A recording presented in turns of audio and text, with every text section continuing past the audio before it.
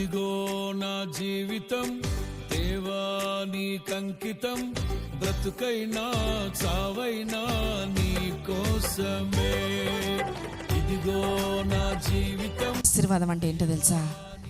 దేవుని హృదయాన్ని నువ్వు నేను మోయటం నిజమైన ఆశీర్వాదం అంటే. నీ కోసమే నాకున్నది నీ ఒక్కడివే, నే బ్రతికేందుకు నీ ప్రేమ చాలయ్యా.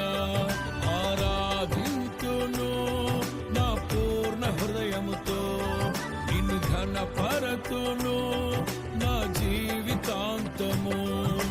యేసయ్యా యేసయ్యా యేసయ్యా, యేసయ్యా యేసయ్యా యేసయ్యా, యేసయ్యా యేసయ్యా.